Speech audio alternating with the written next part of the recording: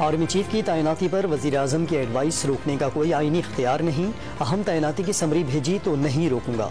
सदर मुमलिकत आरिफ अलवी का ऐलान। मुमलिकत के मामलात बातचीत के जरिए हल करने की ख्वाहिश का इजहार। अस्करी तैनाती पर सदर मुमलिकत की अहम करीबी शख्सियात से भी मुशावरत। इमरान खान को फारिग करो, ये नवाज शरीफ की नए आर्मी चीफ से पहली फरमाइश होगी। चेयरमैन PTI का दावा।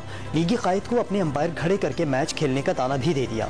वाज़ेह किया कि नवाज शरीफ इलेक्शन की बात तब तक नहीं करेंगे जब तक उन्हें अपनी जीत का यकीन न हो जाए। MQM का मौजूदा हल्का बंदियों के साथ बल्दियाती इंतखाबात पर एतराज़। सुप्रीम कोर्ट के फैसले पर अमल दरामद का मुतालबा। PTI और जमात इस्लामी ने 2013 का बल्दियाती कानून तस्लीम किया। डिप्टी कन्वीनर वसीम अख्तर ने दोनों जमातों को खुशफहमियों का शिकार करार दे दिया।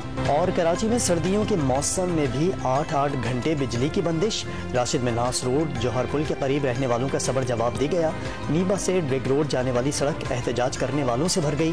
खवातीन की बड़ी तादाद भी मौजूद।